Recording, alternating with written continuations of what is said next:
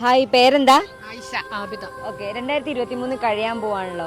നിങ്ങളെ മനസ്സിൽ തങ്ങി നിൽക്കുന്ന ഒരു മൊമെന്റ് ഞങ്ങളായിട്ട് ഷെയർ ചെയ്യാൻ പറ്റുമോ? അത് സന്തോഷമുള്ളതാവാം അല്ലെങ്കിൽ ദുഃഖമുള്ളതാവാം. സന്തോഷം എന്ന് പറഞ്ഞാൽ 2023 എൻ്റെ മക്കൾക്ക് 3 ആക്കും വീടായപ്പോൾ 3 മക്കളെത്തും.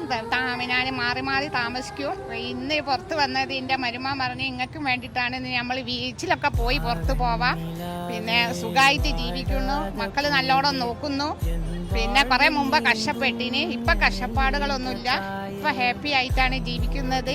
മക്കൾ നല്ലവണ്ണം നോക്കും, മക്കൾ ഡ്രസ്സ് വാങ്ങും, മക്കൾ പുറത്ത് കൊണ്ടുപോകും, മക്കൾ ഭക്ഷണം പുറത്തുനിന്ന് വാങ്ങിത്തരും.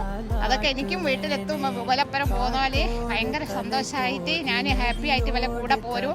വയ്യാത്ത അസുഖങ്ങൾ ഞാൻ നോക്കില്ല, ഷുഗറൊക്കെ ഉണ്ട്.